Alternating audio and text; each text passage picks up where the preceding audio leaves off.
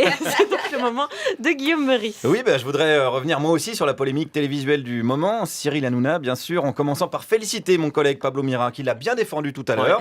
Non, mais c'est vrai, félicitations. Merci. C'est pas évident de défendre Hanouna sur France Inter. C'est plus facile de vendre des côtelettes de porc à Jérusalem, à mon avis.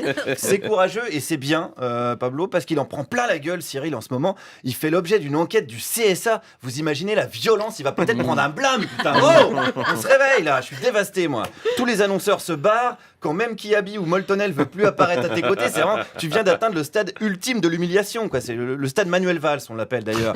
On lui a même fait écrire une lettre. Vous vous rendez compte, la violence pour un animateur télé, quoi. Écrire une lettre. Pourtant, il a quand même toujours des fans, Hanouna, beaucoup. Des fanzouz, on les appelle. J'en ai rencontré plein ce matin devant un lycée parisien, parce qu'il touche beaucoup les jeunes, Hanouna, hein. C'est son point commun avec Jean-Luc Lahaye. Pas de la même manière, évidemment. Allez, on commence avec un premier fan. C'est mon animateur préféré, je rate aucune émission, chaque soir je suis là. Donc, s'il vous plaît, chez lui.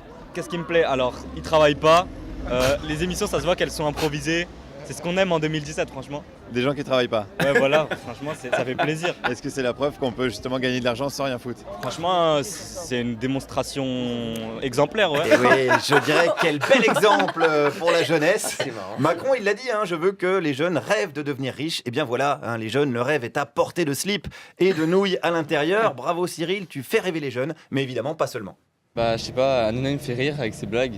Et bon après les chroniqueurs ils sont marrants aussi. Qu'est-ce qu'il fait comme blague marrante, Hanouna? Je sais pas, il fait des blagues débiles, et moi ça me fait rire. Vu que je suis débile aussi donc...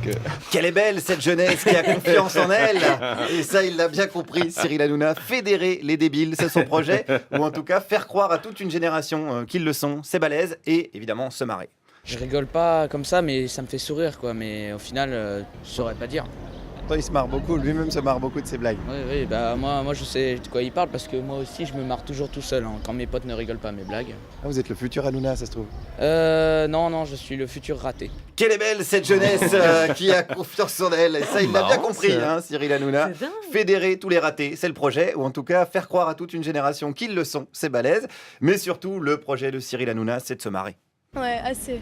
Quel est le dernier truc qui vous a fait marrer? C'était avec Pamela Anderson. Et ils portaient tous des perruques blondes et puis c'était assez drôle. Ils avaient mis des perruques blondes? Ouais, ça m'avait marqué quand même. Et c'est tout? Oui. Et ben voilà, pourquoi s'emmerder à écrire des blagues aussi, à un moment donné, une perruque blonde et on y est. C'est l'ubérisation du LOL, c'est efficace, c'est le génie d'Hanouna. Des gags à pas cher, par exemple, mettre une fausse annonce pour piéger des homosexuels. Et ça plaît aux fanzouz. Moi je sais pas, moi ça m'a fait rire, après ouais, ça a touché les homosexuels, mais moi ça m'a fait rigoler en tout cas. Mais c'est pas gênant du coup que ça out un homosexuel alors qu'il a rien demandé? Ah ouais, ça peut être gênant pour eux. S'ils appellent et ils disent oui je suis intéressé par l'annonce alors qu'ils savent pas qu'ils passent en direct à la télé, ouais, là c'est gênant. Mais... C'est gênant pour eux mais pas pour vous. Moi, ça me dérange pas. Ben voilà, finalement, chacun sa merde, chacun son problème. Tant qu'on rigole, on est jeune, on n'est pas sérieux quand on a 17 ans, disait Arthur Rimbaud, qui était un petit peu le Cyril Hanouna de l'époque, hein, un petit peu rassera, hein, comme on l'appelait, Race Rimbaud, on l'appelait d'ailleurs à l'époque. On n'est pas sérieux, on rigole. Donc Hanouna, non, il fait toujours ça, il fait pas qu'avec les homos, il fait avec tout le monde, il se moque de tout le monde en fait. Est-ce qu'il appelle un hétéro pour se moquer parce qu'il est hétéro? Aussi peut-être, ouais je pense. Vous avez déjà vu ça? Non, mais non. Mais non, parce que c'est moins rigolo, tout simplement. Ce qui est marrant, c'est que là, c'est un homo, du coup, c'est marrant. C'est de l'humour tchétchène, vous pouvez pas comprendre, de toute façon. Il faut avoir les codes. Hein, vous êtes là avec votre humour franco-belge, c'est nul. Et puis, je veux dire, si on se fait traiter d'homophobe, c'est pas grave.